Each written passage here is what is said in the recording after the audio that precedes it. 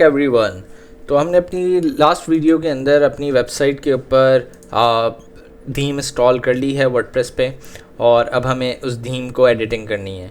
अब जो मेरे मेनली प्रोडक्ट है वो ऑर्गेनिक ऑयल्स हैं, और ऑर्गेनिक ऑयल्स अभी जो मेरे पास प्रोडक्ट क्लाइंट की तरफ से सबमिट हुए हैं वो 4 प्रोडक्ट हैं सिर्फ। तो 4 प्रोडक्ट्स हमें डिस्प्ले करने हैं अपनी वेबसाइट्स के ऊपर, और उसके लिए हमें सबसे पहले जो है वो कैटेगरीज़ रिमूव करनी होगी, क्योंकि जो हमारी थीम के साथ कैटेगरीज़ आई हैं वो बहुत ज़्यादा हैं। और मुझे अब क्योंकि 4 प्रोडक्ट हैं तो मुझे सर्च फॉर प्रोडक्ट भी नहीं चाहिए होगा, क्योंकि जब प्रोडक्ट्स बहुत ज़्यादा होते हैं तो फिर आपको सर्च बार की ज़रूरत होती है। लेकिन अभी प्रोडक्ट बहुत ज़्यादा नहीं हैं तो इसलिए मुझे सर्च बार की भी ज़रूरत नहीं है। तो हम ये करेंगे, अब ये जो मेरा हेडर है वो 3 सेक्शन में डिस्ट्रीब्यूटेड है, फर्स्ट पार्ट, सेकंड पार्ट और थर्ड पार्ट। तो सबसे पहले मैं अपने हेडर को चेंज करता हूँ और मैं चला जाऊँगा वुडमार्ट हेडर बिल्डर। हेडर बिल्डर में जाने के बाद मुझे कैसे पता चलेगा जो हेडर मेरे वेबसाइट पे वर्क कर रहा है वो स्टार हुआ होगा। तो ये हेडर मेरे पास स्टार हुआ है, इसको मैं एडिट करूँगा।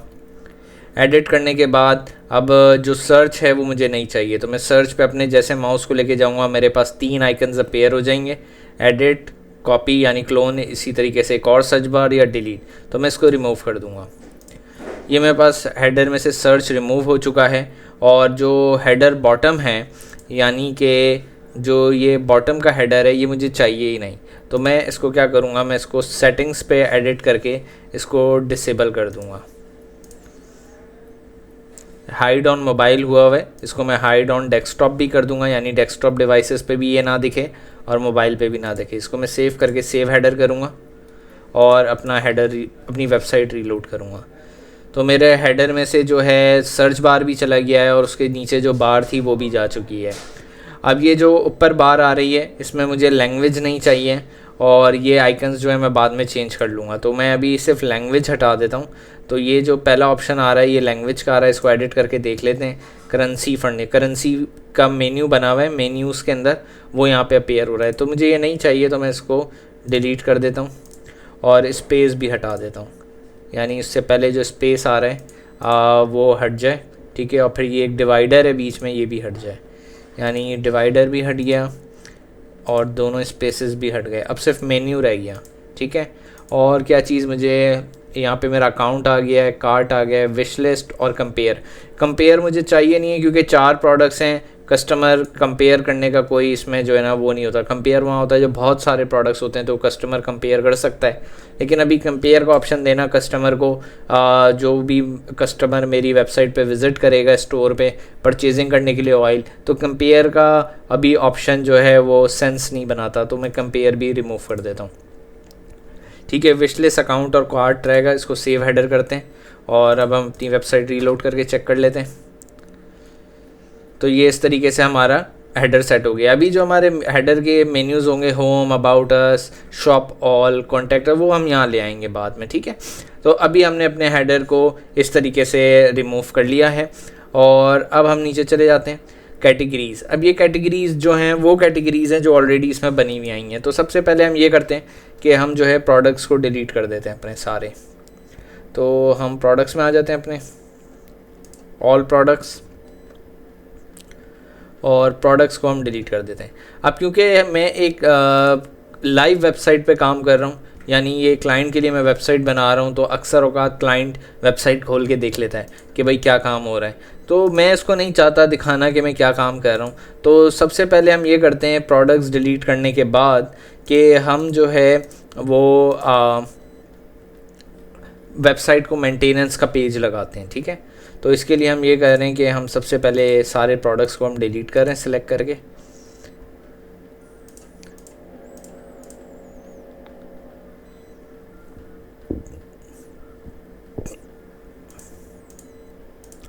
सारे प्रोडक्ट्स को मैंने डिलीट कर दिया है अपने वेबसाइट के, लेकिन कैटेगरीज़ को भी अभी हमने डिलीट करना है। लेकिन कैटेगरीज़ डिलीट करने से पहले मैं ये कर रहा हूँ कि मैं सबसे पहले अपने वेबसाइट पे मेंटेनेंस पेज इम्प्लीमेंट कर रहा हूँ। तो इसके लिए मैं सबसे पहले थीम सेटिंग्स में जाऊँगा। थीम सेटिंग्स में आने के बाद आप इनेबल मेंटेनेंस मोड करेंगे और येस कर देंगे। तो अब मेंटेनेंस, हमारी वेबसाइट मेंटेनेंस के मोड में चली जानी चाहिए। इसको हम कॉपी करके चेक कर लेते हैं।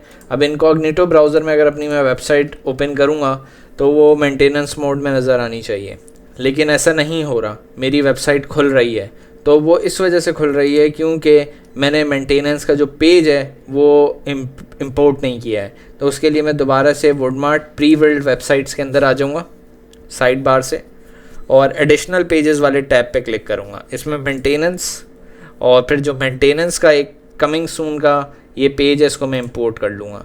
तो अभी मेरा कमिंग सून का पेज इंपोर्ट हो रहा है। अब जैसे मेरा कमिंग सून का पेज इंपोर्ट हो जाएगा, तो क्योंकि थीम सेटिंग्स में से मैंने मेंटेनेंस ऑलरेडी इनेबल किया हुआ है, तो वो मेरी वेबसाइट जो है थीम मेंटेनेंस का पेज अब शो करेगी मुझे। ठीक है जी, लेकिन मुझे ये चीज़ें नहीं चाहिए, मतलब मुझे सिर्फ चाहिए brand new store coming soon, ये मुझे हटाना है। तो इसको हटाने के लिए मुझे पेज एडिट करना होगा। इसके लिए मैं दोबारा अपने वर्डप्रेस में चला जाता हूँ और पेजेस वाले ऑप्शन में आऊँगा, ऑल पेजेस पे आने के बाद मैं अपने पेजेस के अंदर मेंटेनेंस का पेज देखूंगा। ये मेरे पास मेंटेनेंस का पेज आ रहा है, इसको मैं एडिट पे क्लिक करूंगा। एडिट पे क्लिक करने के बाद इस तरीके से मेरे पास सामने मेरा पेज ओपन हो जाएगा। इसको मैं क्रॉस करके बॉक्स हाइड कर दूंगा, और यहाँ एक ऊपर ऑप्शन नज़र आ रहा है WP बेकरी पेज बिल्डर। तो ये जो कोडिंग लिखी हुई है ये मेनली पेज बिल्डर में कन्वर्ट हो जाएगी। WP बेकरी पेज बिल्डर पे मैंने जैसे सेलेक्ट करा, मेरा पेज दोबारा रीलोड होके कुछ इस तरीके से मेरे सामने आ गया। इसको मैं गॉट इट पे क्लिक करके क्लोज़ कर दूंगा। यहाँ से फिनिश पे क्लिक कर दूंगा, क्योंकि ये बाय डिफ़ॉल्ट जो है ट्यूटोरियल बेस आ रहा है। इसको मैं फिनिश पे क्लिक कर दूंगा, और ये जो मेरा पेज के ऑप्शंस थे वो मेरे पास आ गए यहाँ पे। ठीक है, अब मैं ये क्या कर सकता हूँ, जैसे कि ये मेरा पेज है मेंटेनेंस का, इसको अब मैं इसकी पोजीशंस भी चेंज कर सकता हूँ पेज के ऊपर, और साथ ही साथ इसको रिमूव भी कर सकता हूँ। यानी कि अगर मैं सोशल बटन्स उठा के ऊपर रख दूँ और पेज अपडेट कर दूँ अपना, तो जो हमारा मेंटेनेंस का पेज होगा वो भी चेंज हो जाएगा। तो ये हम अपने पेजेस पे वर्क कर रहे हैं। देखें सोशल आइकन्स अब ऊपर चले गए, लेकिन हमें ये सब कुछ नहीं चाहिए। तो हम क्या कर रहे हैं, हम सोशल बटन्स को डिलीट कर देंगे, और काउंटडाउन टाइमर भी हम हटा देंगे, एम्प्टी स्पेस हटा देंगे, ये हमें नहीं चाहिए, इसको भी हम हटा देंगे, और यहाँ से भी एम्प्टी। तो हमें सिर्फ कमिंग सून चाहिए, और हम इसको अपडेट कर देंगे। तो मैंने जैसे अपडेट करा है, तो मेरे पास अब सिर्फ लिखा हुआ आएगा brand new store coming soon. लेकिन मुझे ये भी नहीं चाहिए जो फ्रेंच लिखी हुई आ रही है। अब इसके लिए मैं दोबारा से उसी पेज पे चला जाऊँगा अपने, और ये जो सेक्शन टाइटल है इस पर एक एडिट का ऑप्शन आ रहा है, इस पर क्लिक करूँगा। तो एडिट पे ऑप्शन पे आने के बाद टाइटल मेरा कमिंग सून है, सब टाइटल में ब्रांड न्यू स्टोर लिखा है, और जो टेक्स्ट है वो मेनली ये लॉरेम एम्पसम लिखी हुई है। इधर आप कुछ खुद भी लिख सकते हैं, this store will be launching in 10 days 2 weeks, कुछ भी, लेकिन अभी हम इसको हटा देते हैं। ठीक है, हमें सिर्फ शो करना है brand new store coming soon. ये मैं इसलिए नहीं लिखता क्योंकि अक्सर औकात क्या होता है, स्टोर का भी डिले हो जाता है बनने में। तो अगर आपने यहाँ टाइमर लगाया हुआ है, जैसे पहले टाइमर लगा हुआ था, तो वो टाइमर रुक जाता है चलना, और या फिर आपने लिखा हुआ है 2 weeks, तो वो एक कस्टमर में बैड इंप्रेशन जाता है, क्योंकि अक्सर औकात क्लाइंट की तरफ से चीज़ें लेट आती हैं या कुछ होता है। अगर क्लाइंट बोले यार इस पर टाइमर लगा दो या कोई टाइम लिख दो, तो फिर आप कर सकते हैं। अगर वो नहीं बोल रहा तो आप सिंपली जो है brand new store coming soon लगा दें, ताकि कोई भी जब वेबसाइट खोले तो उसको ये नज़र आए। ठीक है, और अगर क्लाइंट भी खुद खोले तो उसको ये नज़र आए। तो ये एक चीज़ हो गई। अब इसके बाद जो है, अब हमने मेंटेनेंस सेट कर दिया, अब हम आराम से अपना जो है वेबसाइट के ऊपर काम कर सकते हैं बगैर किसी परेशानी के। हेडर हमने एडिट अपना कर लिया है, और अब हम नेक्स्ट में हमें प्रोडक्ट्स हमने तमाम डिलीट कर दिए हैं। अब हमें कैटेगरीज़ को डिलीट करना है, तो हम प्रोडक्ट कैटेगरीज़ में चले जाते हैं, और जो थीम के साथ कैटेगरीज़ आई हैं उन सारी कैटेगरीज़ को हम रिमूव कर देते हैं। तो मैंने चेकबॉक्स पे सारी चेकबॉक्स की हैं, और ऊपर बल्क एक्शन से डिलीट सेलेक्ट करके अप्लाई पे क्लिक करा है। तो अब ये सारी इसने जो है क्या कहते हैं कैटेगरीज़ रिमूव कर दी हैं, और ये जो एसेसरीज़ की कैटेगरी है इसको मैं नाम दे देता हूँ अनटाइटल्ड, ताकि मुझे पता चला है बाद में कि ये वो कैटेगरी है जो बाय डिफ़ॉल्ट सिस्टम की कैटेगरी है। और यहाँ से रिमूव इमेज कर देता हूँ, मुझे इसके साथ कोई इमेज नहीं चाहिए, और मैं इसको अपडेट कर देता हूँ। तो अपडेट करने के बाद अब मैं गो टू कैटेगरीज़ में जाऊँगा, तो मेरे पास एक अनटाइटल्ड की कैटेगरी आ रही है, और ये जो कैटेगरीज़ हैं अब ये रिमूव हो जानी चाहिए क्योंकि मैंने डिलीट कर दी हैं। ठीक है जी, तो सिर्फ एक अनटाइटल्ड की शो हो रही है, बाकी मैंने रिमूव कर दी हैं। अब मुझे जो है प्रोडक्ट डिलीट कर दिए हैं और कैटेगरीज डिलीट कर दिए हैं, लेकिन अभी भी पेज पे बहुत सारा काम बाकी है। तो इसके लिए अब सबसे पहले मुझे ये वाला सेक्शन भी नहीं चाहिए, शॉपिंग बाय ब्रांड्स वाला, और प्रोडक्ट कलेक्शंस भी नहीं चाहिए। ये दोनों सेक्शन मुझे नहीं चाहिए। तो इन दोनों सेक्शंस को रिमूव करने के लिए देखें, हर पेज के ऊपर एक बार में आपकी वर्डप्रेस बार में एडिट पेज का ऑप्शन आता है, तो आप उससे भी क्लिक करके पेज में जा सकते हैं। तो मैं एडिट पेज करूँगा और मैं जो है क्या कहते हैं उस पेज के अंदर आ जाऊँगा। अब मुझे यहाँ आके क्या करना है, मुझे दोबारा से इस पेज को WP बेकरी पेज बिल्डर में कन्वर्ट करना है। तो मैं उस पर क्लिक करूँगा और मेरा पेज रीलोड होके WP बेकरी पेज बिल्डर में कन्वर्ट होकर आ जाएगा। अब इसमें मुख्तलिफ सेक्शन हैं। पहले सेक्शन में स्लाइडर है, फिर कैटेगरीज़ हैं, फिर प्रोडक्ट्स हैं, प्रोडक्ट्स के बाद शॉपिंग बाय ब्रांड्स है, ठीक है, और प्रोडक्ट कलेक्शंस हैं। अगर मैं यहाँ से प्रीव्यू चेंजेस पे क्लिक करूँगा तो मेरा ये पेज खुल जाएगा। मुझे बार बार अपडेट नहीं करना, मैं प्रीव्यू चेंज करके देखूँगा सिर्फ। यहाँ से चीज़ें रिमूव करने के बाद जब मैं सेटिस्फाई हो जाऊँगा तो मैं अपडेट कर दूँगा। तो अब मुझे जो अब सेक्शन है शॉपिंग बाय ब्रांड्स, ये मुझे नहीं चाहिए। तो मैं शॉपिंग बाय ब्रांड्स पे चला जाता हूँ और यहाँ पे एक एडिट का ऑप्शन आ रहा है, आप देखेंगे। इस एडिट के ऑप्शन पे मैं जैसे क्लिक करूँगा तो यहाँ स्क्रॉल डाउन करने के बाद एक ऑप्शन है डिसेबल रो, इसको मैं चेक बॉक्स पे क्लिक करूँगा, येस, और सेव चेंजेस कर दूँगा। तो आप देखेंगे रो डिसेबल हो गई है, ठीक है। इसी तरीके से नीचे आ जाऊँगा, जो इस वाले रो है इसको भी डिसेबल कर दूँगा। प्रोडक्ट कलेक्शन भी मुझे नहीं चाहिए, इन रोज़ को भी मैं डिसेबल कर दूँगा, ठीक है। तो ये 4 रोज़ मैंने डिसेबल कर दी हैं और मैं अब प्रीव्यू चेंजेस पे क्लिक करूँगा तो ये वाले सेक्शंस मेरे रिमूव हो जाएंगे पेज पे से। तो अब आप देखेंगे मेरे जो वीकली बेस्ट सेलर के बाद है ब्रांड्स वाला भी चला गया और वो भी चला गया। ये सेक्शन मुझे चाहिए सिर्फ, इसके ऊपर वाला ये furniture collection of the week भी मुझे नहीं चाहिए।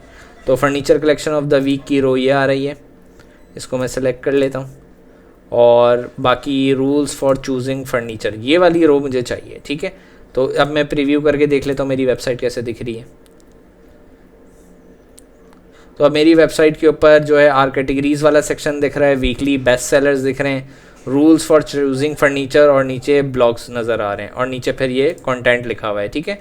तो ये इनफ है। अब जब हम प्रोडक्ट इसमें अपलोड करेंगे तो फिर हम उसके हिसाब से जब चेंजेस करेंगे तो ये हमारे पास हो जाएगा। अब मुझे अपडेट कर देना है इस पेज को, क्योंकि प्रीव्यू चेंजेस में मुझे फाइनलाइज हो गया, मुझे अपना पेज समझ आ गया है, तो मैंने इसको अपडेट कर दिया।